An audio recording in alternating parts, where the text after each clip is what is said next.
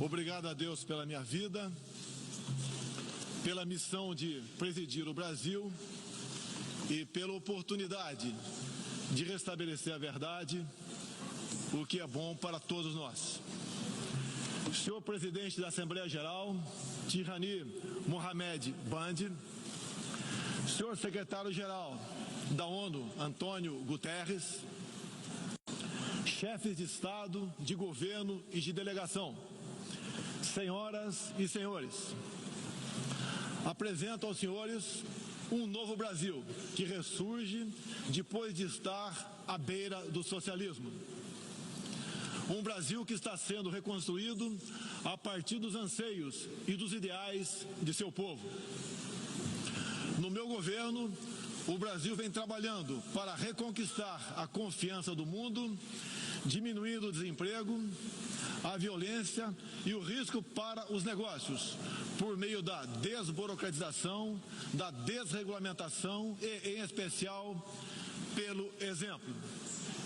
Meu país esteve muito próximo do socialismo, o que nos colocou numa situação de corrupção generalizada, grave recessão econômica, altas taxas de criminalidade e de ataques ininterruptos aos valores familiares e religiosos que formam nossas tradições. Em 2013, um acordo entre o governo petista e a ditadura cubana trouxe ao Brasil 10 mil médicos sem nenhuma comprovação profissional. Foram impedidos de trazer cônjuges e filhos. Tiveram 75% de seus salários confiscados pelo regime e foram impedidos de usufruir de direitos fundamentais como de ir e vir. Um verdadeiro trabalho escravo, acreditem.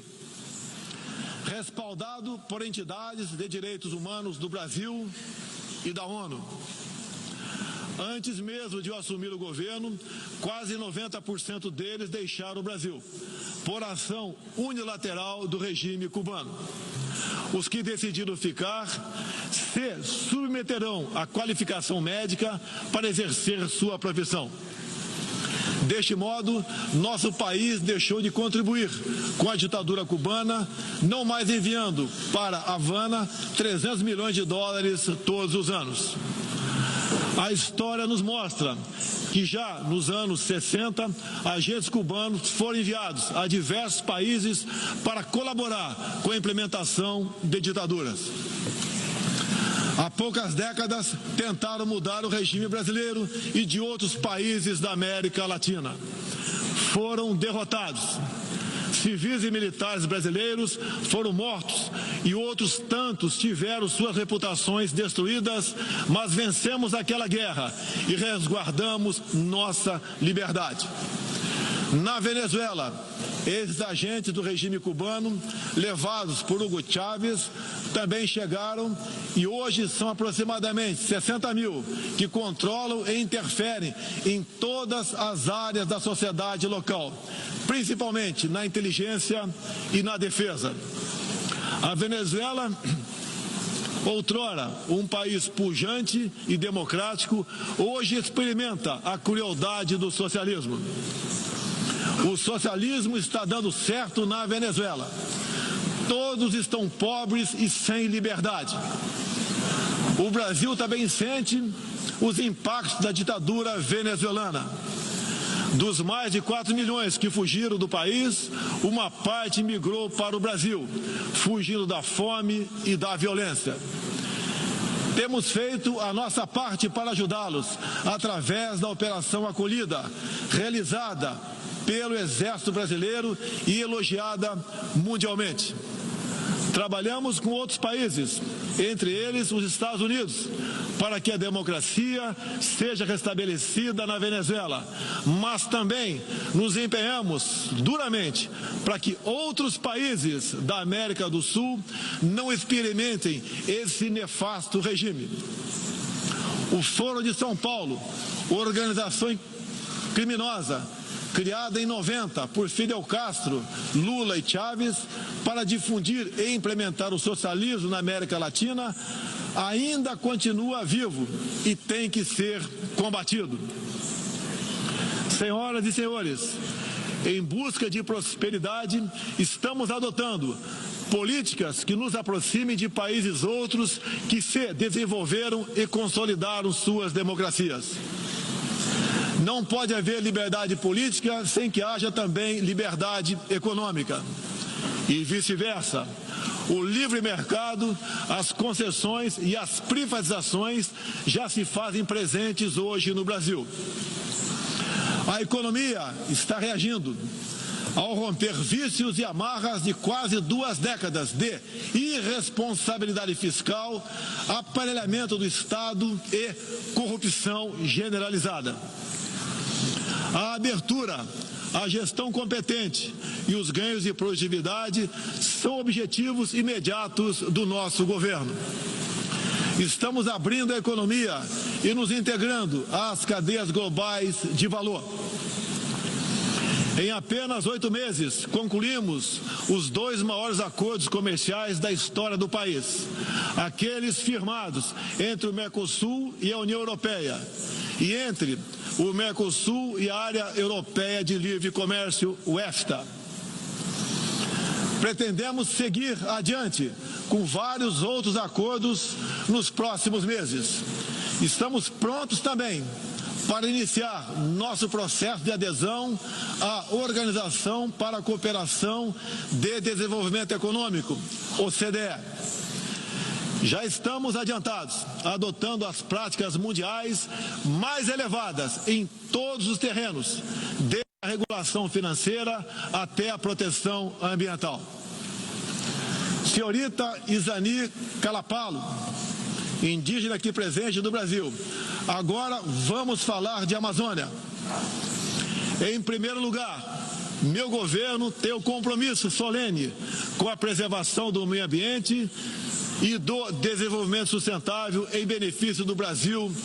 O Brasil é um dos países mais ricos em biodiversidade e riquezas minerais. Nossa Amazônia é maior que toda a Europa Ocidental e permanece praticamente intocada. Prova de que somos um dos países que mais protege o meio ambiente. Nessa época do ano, o clima seco e os ventos favorecem queimadas espontâneas e também as criminosas. Vale ressaltar que existem queimadas praticadas por índios e populações locais, como parte de sua respectiva cultura e forma de sobrevivência. Problemas qualquer país os tem.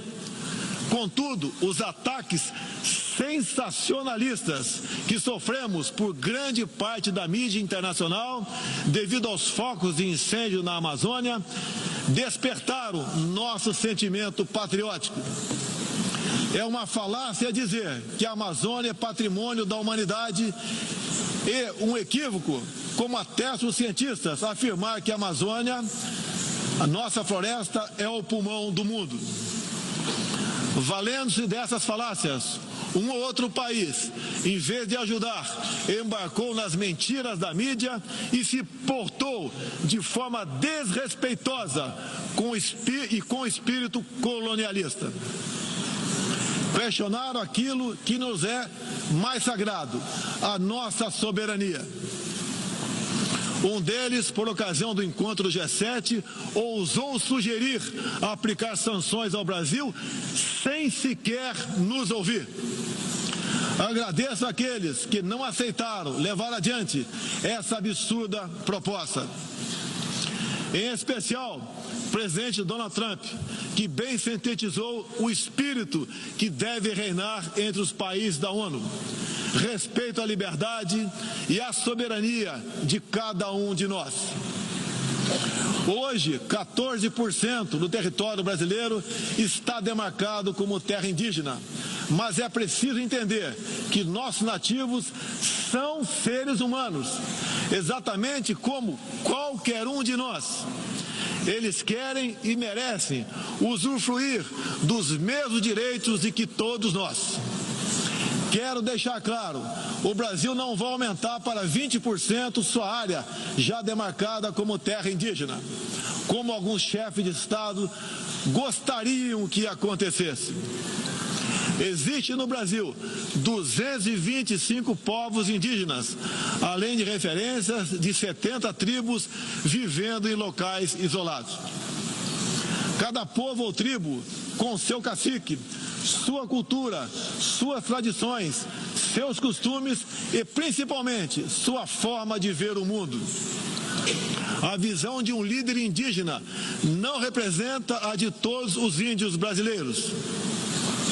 Muitas vezes, alguns desses líderes, como o cacique Raoni, são usados como peça de manobra por governos estrangeiros na sua guerra informacional para avançar seus interesses na Amazônia. Infelizmente, algumas pessoas de dentro e de fora do Brasil, apoiadas por ONGs, teimam em tratar e manter nossos índios como verdadeiros homens das cavernas. O Brasil agora tem um presidente que se preocupa com aqueles que lá estavam antes da chegada dos portugueses em Minas.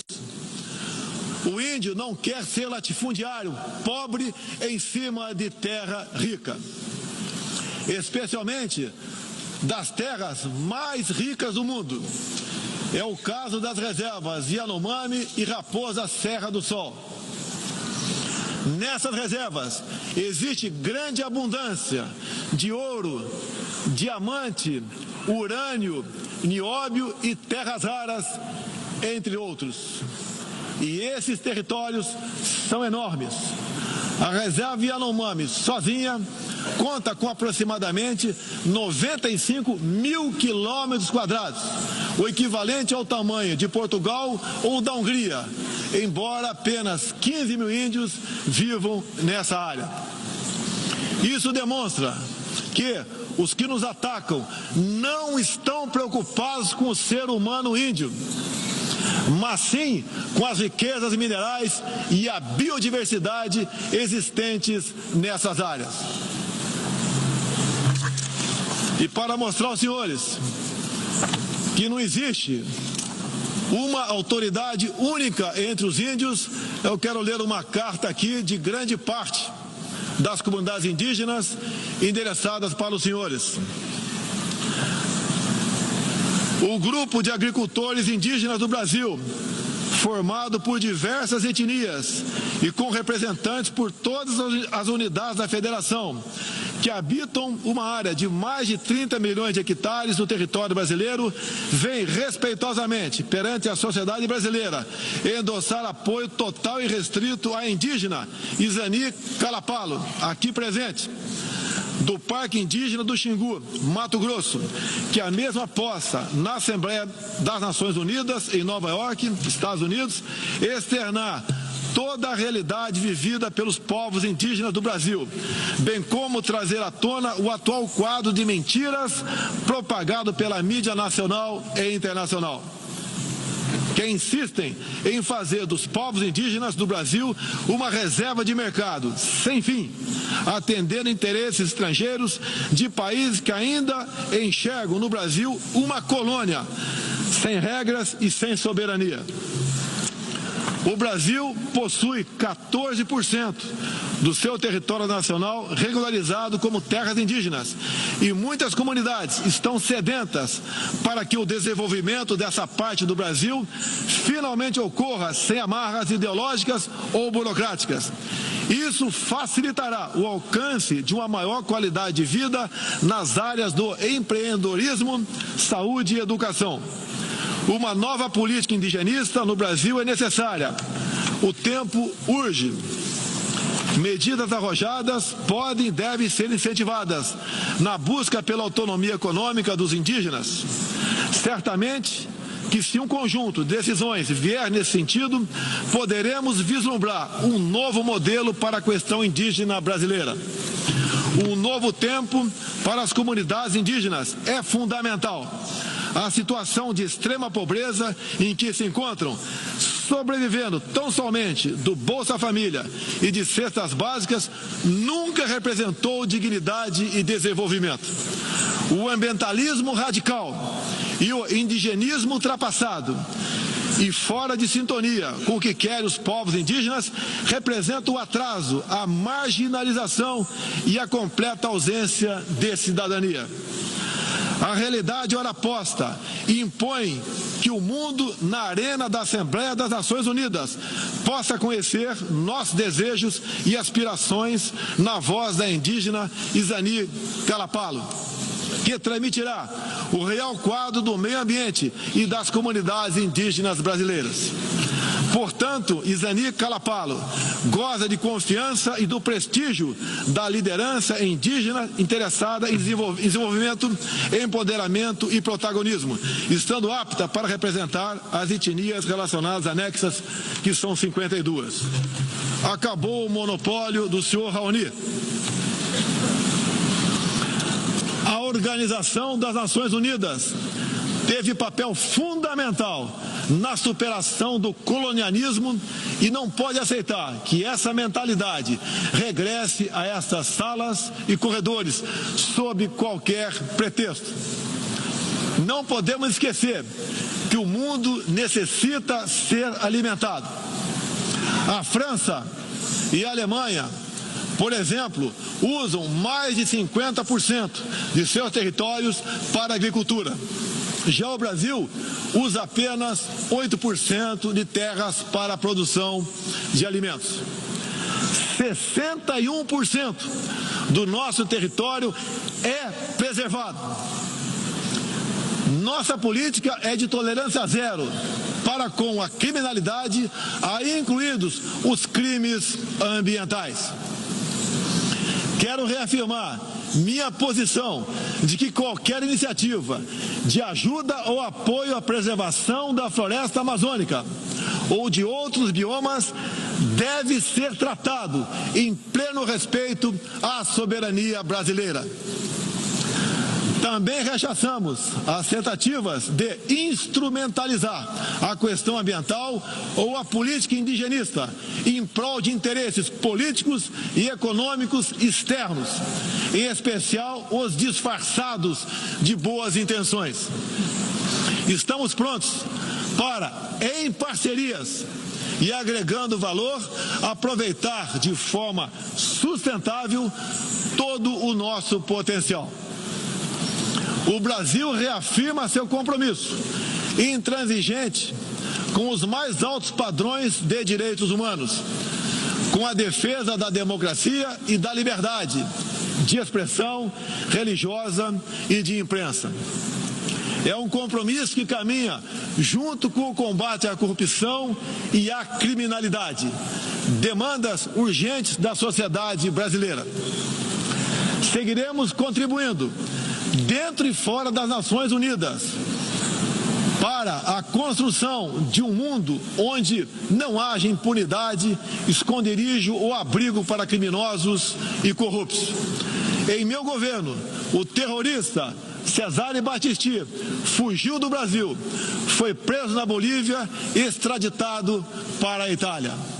Outros 3 terroristas paraguaios e um chileno que viviam no Brasil como refugiados políticos também foram devolvidos aos seus respectivos países. Terroristas, sob disfarce de perseguidos políticos, não mais encontrarão refúgio no Brasil. Há pouco, presidentes socialistas que me antecederam desviaram centenas de bilhões de dólares, comprando parte da mídia e parte do parlamento. Tudo por um projeto de poder absoluto. Foram julgados e punidos graças ao patriotismo, perseverança e coragem de um juiz que é símbolo no meu país, o doutor Sérgio Moro, nosso atual ministro da Justiça e Segurança Pública. Esses presidentes também transferiram boa parte desses recursos para outros países, com a finalidade de promover e implementar projetos semelhantes em toda a região. Essa fonte de recursos secou esses mesmos governantes vinham aqui todos os anos e faziam descompromissados discursos com temas que nunca atenderam aos reais interesses do Brasil, nem contribuíram para a estabilidade mundial.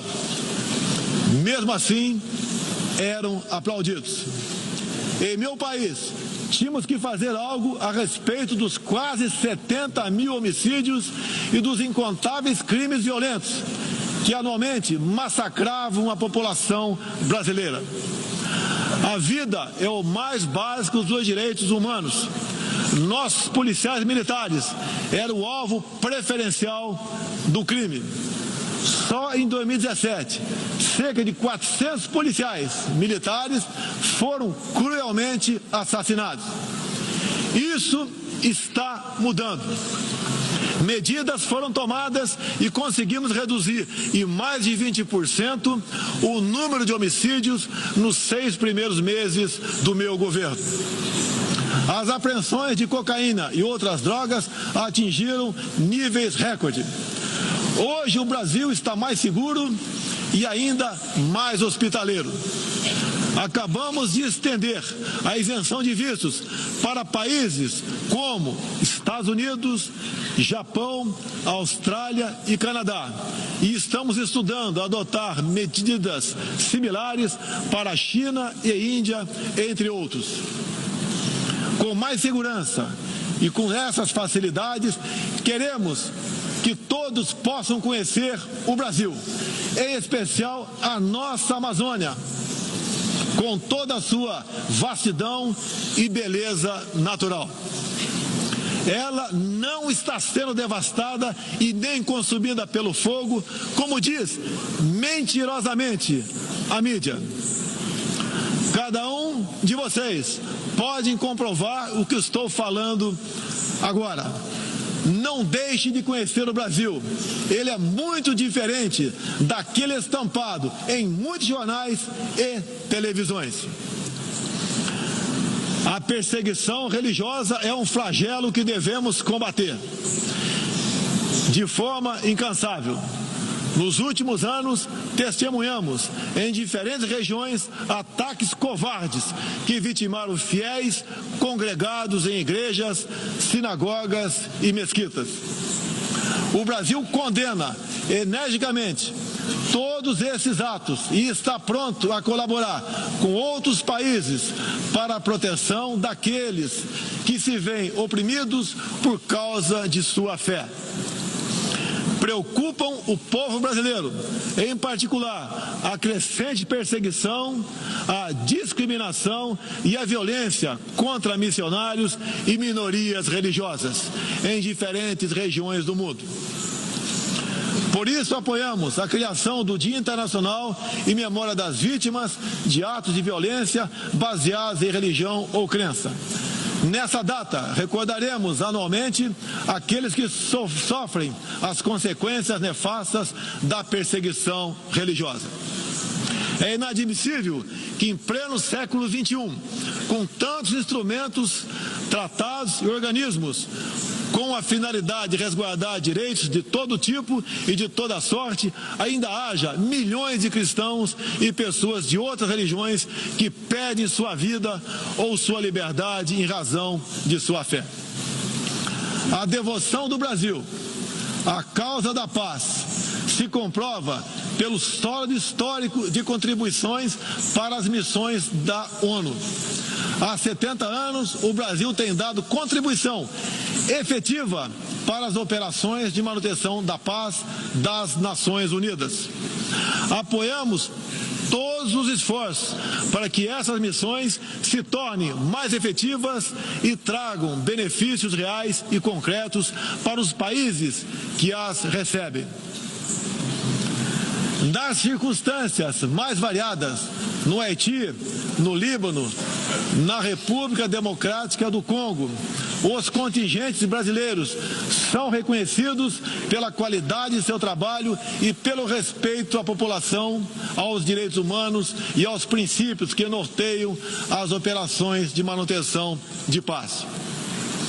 Reafirmo nossa disposição de manter contribuição concreta às missões da ONU, inclusive no que diz respeito ao treinamento e à capacitação de tropas, área em que temos reconhecida experiência.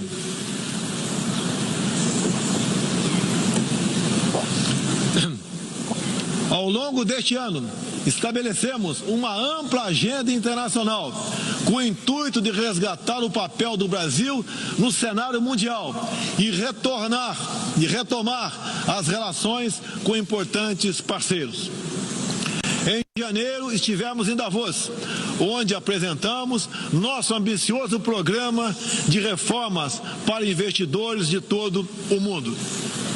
Em março, visitamos Washington, onde lançamos uma parceria abrangente e ousada com o governo dos Estados Unidos em todas as áreas, com destaque para a coordenação política e para a cooperação econômica e militar.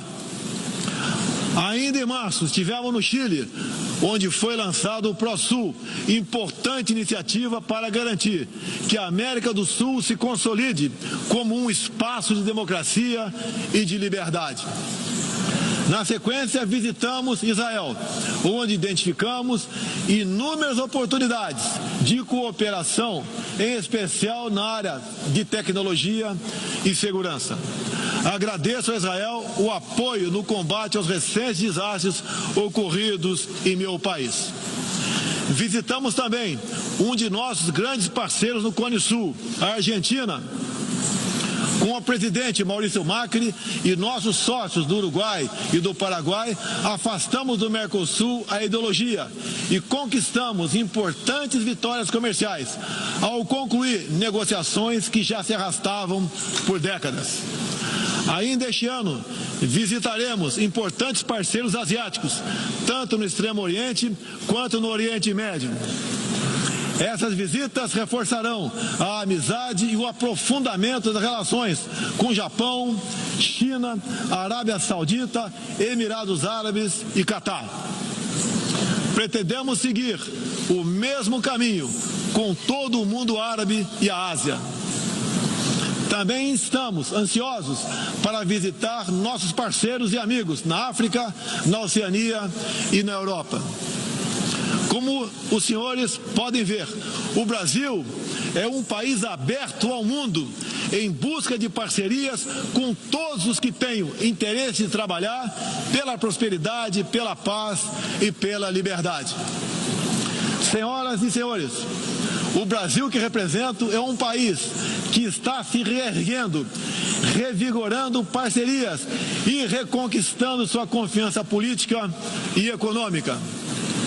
Estamos preparados para assumir as responsabilidades que nos cabem no sistema internacional. Durante as últimas décadas, nos deixamos seduzir, sem perceber, por sistemas ideológicos de pensamento que não buscavam a verdade, mas o poder absoluto. A ideologia se instalou no terreno da cultura, da educação e da mídia, dominando meios de comunicação, universidades e escolas. A ideologia invadiu nossos lares para investir contra a célula máter de qualquer sociedade saudável, a família. Tento ainda destruir a inocência de nossas crianças, pervertendo até mesmo identidade mais básica e elementar, a biológica. O politicamente correto passou a dominar o debate público para expulsar a racionalidade e substituí-la pela manipulação, pela repetição de clichês e pelas palavras de ordem. A ideologia invadiu a própria alma humana, para dela expulsar Deus e a dignidade com que Ele nos revestiu. E, com esses métodos, essa ideologia sempre deixou um rastro de morte, ignorância e miséria por onde passou. Sou prova viva disso. Fui covardemente esfaqueado por um militante de esquerda e só sobrevivi por um milagre de Deus. Mais uma vez, agradeço a Deus pela minha vida. A ONU pode ajudar a derrotar o ambiente materialista e ideológico, que compromete alguns princípios básicos da dignidade humana. Essa organização foi criada para promover a paz entre nações soberanas e o progresso social com liberdade, conforme o preâmbulo de sua carta.